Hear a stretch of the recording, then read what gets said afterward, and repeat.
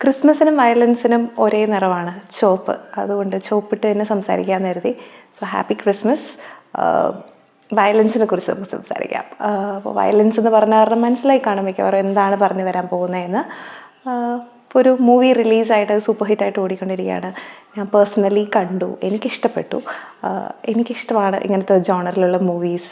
അതിൽ നമുക്ക് എന്താ പറയുക, എൻജോയ് ചെയ്യാൻ പറ്റുന്ന കുറേ കാര്യങ്ങളുണ്ടായിരുന്നു. ചില ആളുകൾക്ക് ഡിസ്കസിങ് ആയിട്ട് തോന്നുന്ന കാര്യങ്ങൾ അല്ലെങ്കിൽ ഭീതി ഉളവാക്കുന്ന കാര്യങ്ങളുണ്ട്. എനിക്ക് പേഴ്സണലി അത് അത്രയ്ക്ക് പേടി ഉണ്ടാക്കുന്നതല്ല.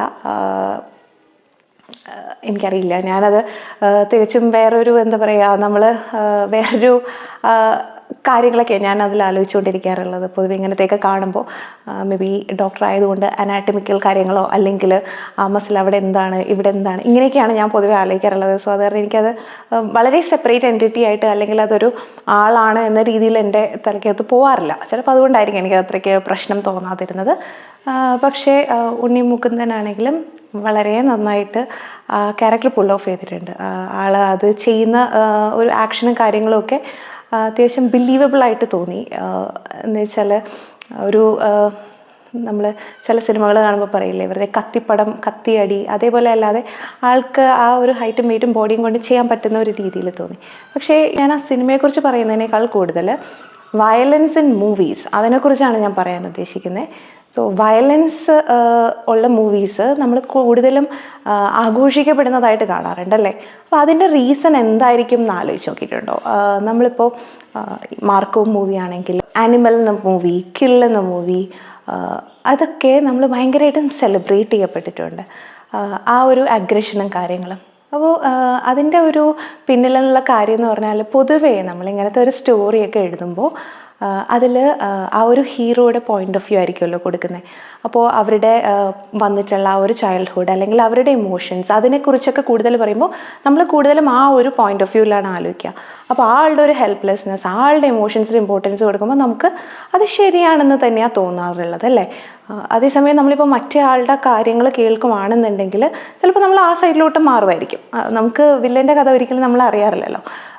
ഇനിയിപ്പോൾ നമ്മൾ നോക്കുവാണെങ്കിൽ എന്താ പറയുക, ടെഡ് ബണ്ടിയൊക്കെ പോലത്തുള്ള സീരിയൽ കില്ലേഴ്സ്, അവരുടെയൊക്കെ ചൈൽഡ്ഹുഡ് സ്റ്റോറിയൊക്കെ വല്ലാത്തൊരു കഥ അതിൽ അദ്ദേഹം പറയുന്ന കേൾക്കാറുണ്ട്. എല്ലാം ബ്രോക്കൺ ഫാമിലി, അച്ഛൻ ഭയങ്കര മദ്യപാനി, ആരും നോക്കാനില്ല, അങ്ങനെയൊക്കെ. അപ്പോൾ അങ്ങനെയുള്ള കുട്ടികൾ വളർന്നു വരുമ്പോൾ കുറച്ച് ഒരു ക്രിമിനൽ മൈൻഡോട് കൂടി വരുന്നത് കുറച്ച് സ്വാഭാവികമാണ്. അപ്പോൾ അത് എല്ലാവരും അങ്ങനെ ആവണം എന്നില്ല. അത് തിരുത്താൻ നല്ല രീതിയിൽ ഗൈഡ് ചെയ്യുന്ന ആൾക്കാരുണ്ടെങ്കിൽ അങ്ങനെ ആവുന്നതുമാണ്. അപ്പോൾ അങ്ങനെ ഒരു പ്രോസസ്സിലൂടെ വരുമ്പോൾ നമ്മൾ അപ്പോൾ അവരുടെ ആ ഒരു സീരിയൽ കില്ലിങ്ങിനെ നമ്മൾ എന്താ പറയുക സപ്പോർട്ട് ചെയ്യാമെന്നല്ല, പക്ഷേ അങ്ങനെ ഒരു ബാക്ക് സ്റ്റോറി കേൾക്കുവാണെങ്കിൽ നമ്മൾ പെട്ടെന്ന് ഇതാണല്ലേ കാരണം എന്ന് ആലോചിക്കുന്ന പോലെ ഹീറോയുടെ ആ ഒരു കഥ കേൾക്കുമ്പോൾ നമുക്ക് എന്താ അയാളോട് ഒരു സ്നേഹം തോന്നും, അല്ലെങ്കിൽ അയാൾ ചെയ്യുന്നത് ശരി വെക്കാൻ തോന്നും. ആ റീസൺസ് നമുക്ക് വാലിഡ് ആണെങ്കിൽ, ഇപ്പോൾ ഫാമിലിക്ക് വേണ്ടി ചെയ്യാമെന്ന് പറയുമ്പോൾ നമുക്ക് എല്ലാവർക്കും കുടുംബങ്ങളുണ്ട്, അപ്പോൾ നമുക്കത് ഇമ്പോർട്ടൻ്റ് ആണ്. അപ്പോൾ അത് നമ്മൾ കുറച്ചുകൂടെ അപ്രീഷിയേറ്റ് ചെയ്യുന്നൊരു കാര്യം. അതുകൊണ്ട് നമുക്ക് ഇപ്പോൾ ഒരു മൂവി കാണുമ്പോൾ അല്ലെങ്കിൽ ഇതേപോലത്തെ ഒരു വയലൻറ്റ് മൂവി അല്ലെങ്കിൽ അഗ്രഷനൊക്കെ കാണുമ്പോൾ നമുക്ക് ഭയങ്കര ഒരു ഹൈ കിട്ടും. കുറേ ആളുകൾ പറയാറുണ്ട് ഒരു അഡ്രിനാലിൻ റഷാണ്, ഒരു പിടി, ഈ വണ്ടി ഇടിക്കുന്നു, ഇതൊക്കെ കാണുമ്പോൾ നമുക്കൊരു സന്തോഷം, കുറേ ഡോപ്പാമിൻ റിലീസ് ഉണ്ടാവുന്നുണ്ട് തലയ്ക്കകത്ത്. ഇപ്പം നമുക്ക് ഗെയിം കളിക്കുമ്പോഴും കിട്ടാറുള്ളത് ചിലപ്പോൾ ഇങ്ങനെയാണ്. നമ്മൾ എന്താ പറയുക, ഓടിച്ചു ഇടിക്കുന്നു, അവരെ തെറിപ്പിക്കുന്നു, അതൊക്കെ ചെയ്യുമ്പോഴും നമുക്ക് കിട്ടുന്ന ഈ ഒരു ഡോപ്പാമിൻ റിലീസാണ്. ബേസിക്കലി നമുക്ക് ആ ഒരു ക്വിക്ക് സന്തോഷം കിട്ടുന്നു. ആൻഡ് ഇങ്ങനത്തെ മൂവീസ് കാണുമ്പോൾ നമ്മളെ കൊണ്ട് ചെയ്യാൻ പറ്റാത്ത കാര്യങ്ങൾ നമ്മുടെ ഹീറോ ചെയ്യുമ്പോൾ നമുക്ക് ഭയങ്കര സന്തോഷം തോന്നും. അപ്പം നമ്മൾ ആ ഒരു സ്ഥാനത്തായിരുന്നെങ്കിൽ നമുക്ക് ചെയ്യാൻ ആഗ്രഹമുള്ള അല്ലെങ്കിൽ ഇങ്ങനെയൊക്കെ ചെയ്യാൻ പറ്റിയിരുന്നേ കൊള്ളാം എന്ന് തോന്നിയിട്ടുള്ള കാര്യങ്ങൾ അവിടെ ചെയ്യുമ്പോൾ നമുക്കത് ഭയങ്കര ഒരു കിക്കാണ് തരുന്നത്. അങ്ങനത്തെ കുറേ കാര്യങ്ങളുണ്ട്. ഈ മൂവിയിൽ കാണിച്ചിരിക്കുന്ന പല സാധനങ്ങളും സാധാരണ ലൈഫിൽ നമുക്ക് ചെയ്യാൻ പറ്റാത്തത് ഒരു എന്താ പറയുക, ഒരു സൂപ്പർ ഹീറോ ചെയ്യുന്ന രീതിയിലുള്ള കാര്യങ്ങൾ, അല്ലെങ്കിൽ അതേപോലത്തെ ആരെയും പേടിയില്ലാതെ ഒന്നും നോക്കാതെ എന്ത് വേണേൽ ചെയ്യാൻ ധൈര്യമുള്ള, അതെന്ന് പറയുന്ന ഒരു ഭയങ്കര ഒരു പവറാണല്ലോ. ആ ഒരു പവറാണ് മനുഷ്യനെപ്പോഴും ഒരു ഇൻസൈഡിൽ ആഗ്രഹിക്കാറുള്ളത്. അപ്പോൾ ആ ഒരു രീതിയിൽ ഒരാൾ ചെയ്യുന്ന കാണുമ്പോൾ നമ്മളുടെ ഒരു ഫാൻറ്റസി ലിവ് ചെയ്യുന്ന പോലെ നമ്മളത് കേട്ടിരിക്കും അല്ലെങ്കിൽ കണ്ടിരിക്കും. അപ്പോൾ നമ്മളതിനെ ആരാധിക്കും. KGF അങ്ങനെ തന്നെയാണല്ലോ. ഇങ്ങനെ നിന്ന് വെടിവെക്കുന്ന കാണുമ്പോൾ നമുക്കൊരു സന്തോഷം. ആ ഒരു രീതിയിലാണത് പോകുന്നത്. പിന്നെ വന്നിട്ട് നമ്മൾ ഇപ്പോൾ എന്തെങ്കിലും ഒരു ദേഷ്യം, വിഷമം അങ്ങനത്തെ എന്തെങ്കിലും ഉണ്ടെങ്കിൽ ചില ആളുകൾ സാധനങ്ങൾ എറിഞ്ഞ് പൊട്ടിക്കുന്ന കാണാറില്ലേ. അല്ലെങ്കിൽ നമുക്ക് ചില ആൾക്കാർ എറിയത്തില്ലായിരിക്കും, ചില ആൾക്കാർ അതിനെക്കുറിച്ച് ഇങ്ങനെ ചിന്തിക്കും, ഇതൊക്കെ ഒന്ന് എറിഞ്ഞ് പൊട്ടിച്ചിരുന്നെങ്കിലോ എന്ന്. നമ്മളുടെ ഹേ സിന്ദഗി മൂവിയിലെ പാട്ടിൽ ആലിയ ഇങ്ങനെ ഭയങ്കര വിഷമം വന്നിട്ട് ഒരു സൂപ്പർ മാർക്കറ്റിൽ കയറിയിട്ട് അച്ചാറിൻ്റെ കുപ്പി ഇങ്ങനെ എറിഞ്ഞു പൊട്ടിക്കുന്ന ഒരു സീനില്ലേ. സോ അതൊക്കെ നമ്മുടെ ആ ഒരു ഫ്രസ്ട്രേഷൻ തീർക്കുന്ന പോലെയാണ്, ആ ഒരു കഥാർസിസ് എന്ന് പറയുന്ന പോലെ. അതിനെ പറ്റിയിട്ട് എന്താ പറയുക, ഇപ്പോൾ റേജ് റൂംസ് ഒക്കെ ഉണ്ടാവാറില്ലേ, അവിടെ പോയി ചെയ്യാൻ വേണ്ടിയിട്ട് ആ ഒരു ഇമോഷണൽ റിലീസിന് വേണ്ടി ഇങ്ങനത്തെ ചില സിനിമകൾ കാണുമ്പോൾ ചില ആളുകൾക്ക് അങ്ങനെ ഒരു റിലീസും ഉണ്ടാവാറുണ്ട്. അവർക്ക് ആ ഒരു ഫ്രസ്ട്രേഷനിൽ നിന്ന് ഗെറ്റ് ഔട്ട് ചെയ്യുന്ന പോലെ അങ്ങനെ ചെയ്യുന്നതുകൊണ്ട്. പിന്നെ ഇതിൽ മെയിൻലി ആൾക്കാർ പറയുന്നത് ഇത്രയും വയലൻസിൻ്റെ ആവശ്യമുണ്ടോ, അതൊരു ക്വസ്റ്റ്യനാണ്, അതൊരു ഡിബേറ്റബിൾ ടോപ്പിക്കാണ്. അതിന് പ്രോസും കോൺസും ഉണ്ട്. ഓരോരുത്തരുടെ മൂവി ഓരോരുത്തരുടെ ഇഷ്ടമാണ്, അത് ആർട്ട് നമുക്കൊന്നും ചോദ്യം ചെയ്തിട്ട് കാര്യമില്ല. പക്ഷേ ഇതിൽ നമുക്ക് സെപ്പറേറ്റഡ് ആയിട്ട് കാണാൻ പറ്റുമോ, അതിനുള്ള മെച്യൂരിറ്റി ഉണ്ടോ എന്ന് നോക്കണം. കാര്യം ഇതൊക്കെ കാണുമ്പോൾ ഇതൊക്കെ ശരിക്കും ജീവിതത്തിൽ ചുമ്മാ പോയി ചെയ്യാൻ പറ്റുന്ന ഒരു കാര്യമല്ല എന്ന് മനസ്സിലാക്കുക.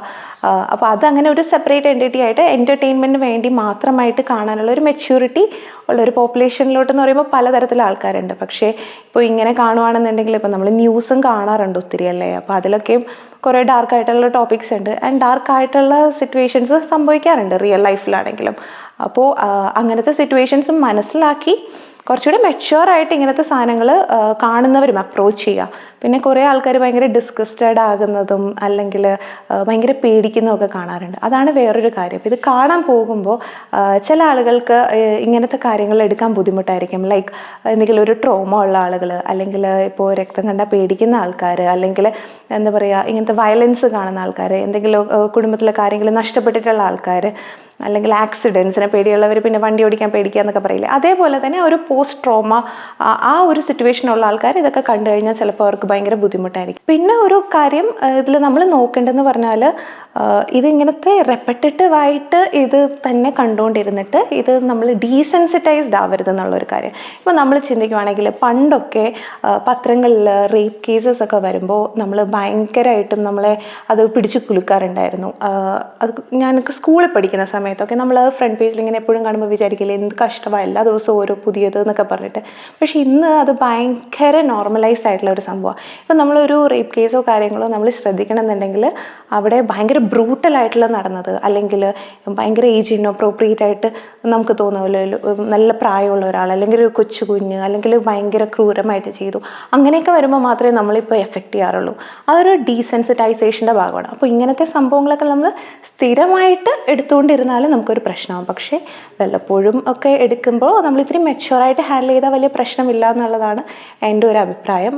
പക്ഷെ അപ്പോഴും നമുക്കതൊരു ഡിഫറൻസ് ഉണ്ടാവണം, അത് മനസ്സിലാക്കാനുള്ള ഒരു മെച്യൂരിറ്റി ഉണ്ടാവണം, അതാണ് അതിൻ്റെ ഒരു കാര്യം. പിന്നെ ഈ സിനിമയിൽ കുറച്ച് കൂടുതലായിട്ട് ബ്രൂട്ടലായിട്ടുള്ള സീൻസ് ആഡ് ചെയ്തിട്ടുണ്ട്. അത് അവർക്കത് കാണിക്കണം തോന്നി അവർ കാണിച്ചു. ഇപ്പോൾ ചില ആളുകൾ പറയണ കേട്ടു അത് അങ്ങനെ അല്ലാണ്ടും കാണിക്കാമല്ലോ, നേരിട്ട് കാണിക്കാതെ കാണിക്കാമല്ലോ എന്ന്. അങ്ങനെ നമ്മൾ കണ്ടിട്ടുണ്ട്. ഇപ്പോൾ രാക്ഷസൻ മൂവിയിലൊക്കെ ഇതിനേക്കാൾ അത് ഭയങ്കരമായിട്ടും ഒരു ഭീതി ജനിപ്പിച്ച ഒരു കാര്യമാണ് ഇതിൽ. പക്ഷേ എനിക്ക് അത്രയ്ക്ക് അങ്ങ് പേടി തോന്നിയില്ല. അപ്പോൾ ഓരോരുത്തരും ഓരോ രീതിയിലായിരിക്കും റിലേറ്റ് ചെയ്യുന്നത്. അതിൽ ഭയങ്കര ഇമോഷണലായിട്ടാണ് അതിനെ ഹാൻഡിൽ ചെയ്തേക്കുന്നത്. അതെനിക്ക് ഇത്തിരി സ്ട്രെസ് ഉണ്ടാക്കി. പക്ഷേ ഈ സിനിമ കണ്ടപ്പോൾ എനിക്ക് അത്രയും സ്ട്രെസ് ഉണ്ടായില്ല. അപ്പോൾ ഓരോ ആൾക്കാരുടെ ആസ്വാദന രീതി ഡിഫറെൻ്റ് ആയിരിക്കും. പക്ഷേ അതാരും അങ്ങനെ ചെയ്യാൻ വേണ്ടിയല്ല കാണിക്കുന്നത് എന്നുള്ള ഒരു ബോധത്തോടു കൂടി തന്നെ ചെയ്യുക. ആൻഡ് ഞാൻ ചില വീഡിയോസ് കണ്ടു, കുഞ്ഞുങ്ങളൊക്കെ ഇരുന്ന് കാണുന്നതൊക്കെ.